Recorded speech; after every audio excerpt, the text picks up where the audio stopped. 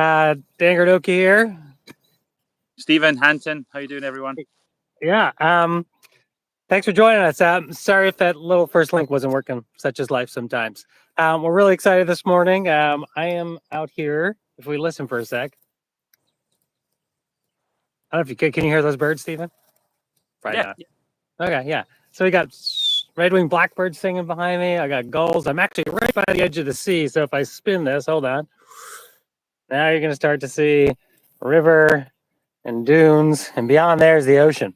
So greetings from the southern coast of Maine. Wow, excited for lots of bird action, even though it was a very cold night. I'm standing right next to a huge puddle of ice. We got chickadees singing. Nice. We got blackbirds yapping it up. Yeah, cardinals going off. So yeah, it's still happening in this beautiful cold morning. And I'm excited to chat a little bit about what is bird language today and share a little bit about this upcoming course we have in Scotland with Stephen. So I'll hand it over to you, Stephen. Well, hi. A little bit. Sure, I recognize that place. Have you dragged me through there before? Yes, I have. You've been here. Yeah. No. So I'm a little bit different. I'm in an ancient oak woodland in the middle of here, and this woodland's really quite special. We run a lot of our nature-based courses here. It's a very old woodland, and we're having like a really nice. We're having an opposite of you. We're having a really early spring. So the birds are going to get a little bit of a shock, I think, because they're getting super busy today, and all this. We've got lovely warm weather, and then we don't really consider our frost risk to be disappearing until about the end of May in some places. So there's still a bit to go, but we're having a little boost, and everything's leafing out, and it's just fantastic. And what I love about England is because it's an old oak wood. I mean, I'm sure most people tuning in are aware oak's brilliant tree for the biodiversity of invertebrate life. And so what we get a lot of in here are tree creepers and nuthatches, because they love obviously picking all the insects out of the bark. So that's what I'm hearing loads of this morning. I've been walking around here for about an hour or so before going off in the distance, and then lots of tree creepers with their little high-pitched whistles as they work down the trees going off. So yeah, really nice place to be on a day like this. A wonderful woodland. Beautiful. So in case folks are wondering, so Stephen and I go way back, probably just over 20 years now, when he first came over here to the States, and we did some work together back in my days at White Pine Programs and had a long few seasons together. It was awesome. And yeah, we've kept in touch and done a few things here and there in between. And so this year we're really excited. He invited me to come over and share a little bit of my excitement and interest about bird language. And so I just want to quickly talk about what is bird language. And, you know, there's so many answers to this. And, you know, I'm not really attached to any one. But that's bird language, the song of the song sparrow, advertising, telling everyone who it is and where it is. Also, the little contact call over here, the song sparrow. But bird language is more than just vocalizations or body language made from, made by birds. To me, bird language is just a way of being in connection with everything going on around us. So bird language is about awareness. Bird language is about connection. Bird language is about paying attention. And bird language to me is also really about tuning into a conversation that's already happening and that actually you're a part of, whether or not you're participating. You know, most modern humans and most of our pets and livestock are some of the only species that do not actually participate in this language. You know, the squirrels, the chipmunks, the lynx, the bobcats, the mice, they're all listening to what the other animals are saying out here. And there's something about being just more aware and tuned into that language that helps people really often feel quite, remember their connections. And the good news is we're all hardwired to connect. We all have been doing this no matter who we are, no matter what our ancestry, no matter what our story. This mammalian body and mind and senses we have is designed to be in connection with all the other things in this more than human world we have. And if you think about your own human connections, we're always paying attention, or well, not always, but we're often paying attention. Sometimes we get feedback when we're not, to what's going on with the people around us. So it's the same skill set, just applied beyond the humans to the more than human. And, over the years, for about 30, 35 years or so, I've been sharing these kinds of things and learning these kinds of things and evolving and adapting these kinds of skills and practices myself. And there's so many ways to do it. But the nice thing about being able to do it in a big chunk, an intensive kind of a long and immersive experience, is you just get to do it day after day after day, and just getting into routines and regularity and making personal connections with individual birds and individual places with individual nests and predators and issues and excitement and beauty and care and love going on in those communities of birds. You just really get it. So yeah, so I just always feel really lucky to get to share this stuff because I'm learning all the time. And when you have a group of people learning it all together and sharing different perspectives, even better. So yeah, so I'm, I'd love to hear maybe a little bit from you, Stephen, about the site where we're going to be, the region where we're going to be. Reiterate that I'm super excited that you're coming over. It's taken me 20 years to convince you to come to Scotland and do something. Finally, Here we are. Yeah, the place that we've selected for we went back and forth quite a lot on the location, and we picked a place that I think is just about perfect for birdland. Really, we're very fortunate. Everywhere you go in any direction, we're surrounded by wonderful nature. But I wanted to get a place with a little bit of everything, so we selected a place called Strathtummel. So it's a big long glen. It's got really great riverine habitat. So it's got moving water. It's got shallow, locky, lakey kind of environments. So lots of wading birds there. But up behind us, we've got majestic mountains. So we've got upland moorland. We've got all the species associated with that. We've also got some of the best examples of ancient Caledonian pine forest, just a stone's throw from the lodge. Probably, me and my family, we spend, at least one weekend a month going up there and just making sure we're really absorbing that, because such a wonderful woodland. So we've got lots of unique species there, as well as more typical woodland cover, ash woodlands, birch woodland, scrubby willow habitats. We've got all sorts of stuff. So just from where we're basing ourselves at our really nice lodge, we're going to be able to venture out to lots of habitats and get a real diversity. Yeah. And the nice thing about the location too is that it's very peaceful. It's very quiet. Deliberately chosen somewhere where we'll have no problem being able to get down and dirty with birds and be able to hear them. There'll be no distractions, and be able to venture lots of different environments. So I'm really excited about it. It's a place that I call home, but I'm really excited to be able to explore it with you and get fresh eye, everybody working as a group to kind of enjoy a place I like to enjoy. So really excited about that. Oh, I got a few people just chiming in here. Jake, how's it going? Rob Sylvan, who will be joining us in Scotland. So excited about that.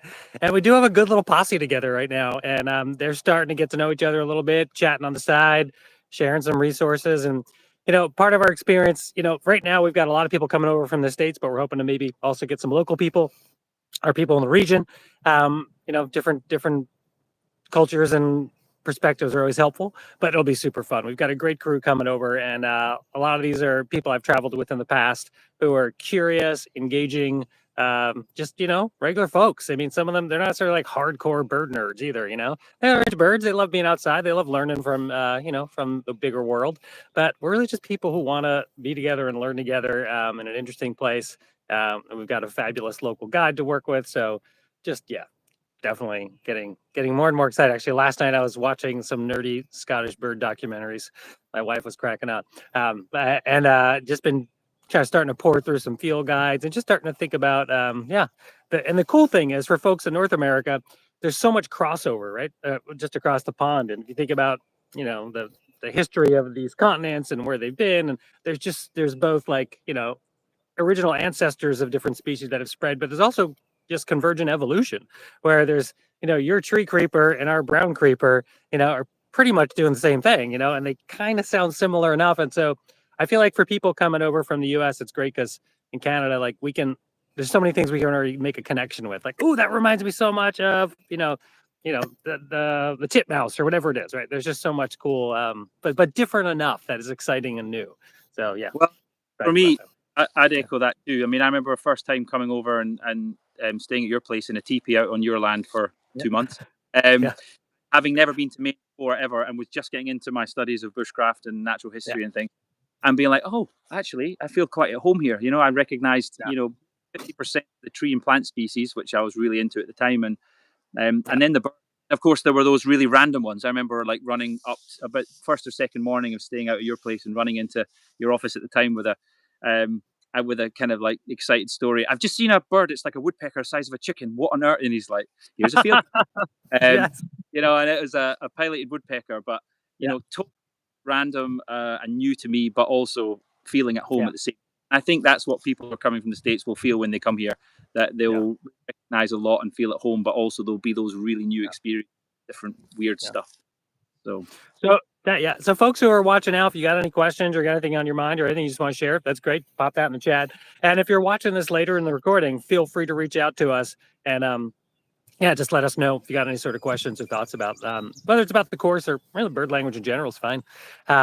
Yes, Rob just posted, robins are very different. Yeah, so there is also this idea that there's birds with similar names who are totally different, right? So the classic European robin is really nothing like our American robin, which is our American robin is like your blackbird, right? I mean, it sounds like, when you came over here, did you kind of have similar? I guess you were here when there wasn't a ton of robin activity on the ground. It was a little cold. No. Yeah. But I'm on that one. Our robin, little old world flycatcher type jobby. Whereas yours is much more of a thrush, isn't it? It's a thrush tortoise. Exactly. Very, isn't it? And just, I think they named it, didn't they, on the basis that it looked a little bit like our robin when they first landed. Yeah, not the sharpest cats, They're it's just, it has a little bit of reddish orange on the breast. Let's see, we had a question about any bird language book recommendations. Actually, What the Robin Knows, How Birds Reveal the Secrets of Nature. That's a book I did a bunch of work on and actually working on an audiobook version right now. Fingers crossed we'll have that out in the coming year or so. But that is a fabulous bird language book. There's some other ones out there that are more kind of scientific-y perspective, and ours blends science and other stuff. But Don Kreutzma has some stuff that I would recommend. Anything come to your mind, Stephen, on bird language kind of readings or texts? I can talk about animal tracking books all day long. We have a fabulous UK called John Ryder, who's published 2 excellent books, which we'll be using, because I think, knowing Dan and I, we'll certainly probably stray into the wider remit of wildlife tracking in general when we're out in the ground, because there's so much interesting stuff to find. And also, I know this place pretty well, so I know where there's some good stuff. But yeah, so I think we'll be looking at certainly some of those books that are really good on tracking, which is lots of crossover, isn't there? Of course. Oh yeah, because these birds don't exist in a vacuum, right? And so this song sparrow singing right here next to me, who lives here, knows fox. It knows when fox is hungry. It knows when fox is not. It can read that body language of that fox. It knows whether or not just to worry about protecting its nest. This song sparrow here knows the merlin, and when merlin tends to show up, our mid-sized falcon that will easily pick that guy off in the middle of the air. And then as I look down to my left, I just noticed there's a huge coyote scat on a raised clump of grass right here. And they know coyote. Coyote's an opportunist. And although coyotes don't eat many small songbirds, if there was one on the ground, if there was a nest tipped over, they would absolutely lap that right up. So bird language, tracking, awareness, they're all intimately connected. And when we bring when we just, we'll be doing things in the class like doing daily sits in places, getting to know very small areas locally, and then also traveling out and exploring those habitats more, and then going out and exploring a few other different habitats and comparing them and seeing different birds in different habitats and understanding different patterns and processes in the ecology of those places. So yeah, it's all super connected for sure. How exciting. Yeah. Let's see, I'm just scrolling through the chat here. Nice. Yeah, nothing else here right now. Anything else you want to tack on here, Stephen, before we wrap up shortly? No, just that I'm really excited to be able to share this place, and we're stuck in about it, aren't we? It's going to be fabulous. Yeah. All right, let me just quickly check my notes. If I have anything else I want to throw out here. No, well, I think that's probably about it. Yeah, grateful to be alive. Grateful to get to spend some time with you here this spring, and really looking forward to it. And you've got what do we have? A couple of spots left on the trip? Is that right? Yeah. Remind me. At the moment, I think all we've got available is a twin room with two single beds. So that could be single occupancy, or it could be 2 people. But awesome. It's a place called Lassenthulloch House, which is a fantastic private lodge with oodles of nature on a doorstep. Very nice. And my wife and I will be making sure that you've got some classic Scottish fare to keep your. So don't worry about that. Beautiful. All right. Well, hey, thanks, folks, for tuning in. And again, if you're watching this later, just feel free to reach out. Happy to chat more about the course. Have a great day, Stephen. Thanks for being here, bud. Thanks, Dan. Yeah, cheers. Thanks, everyone. Cheers. Bye.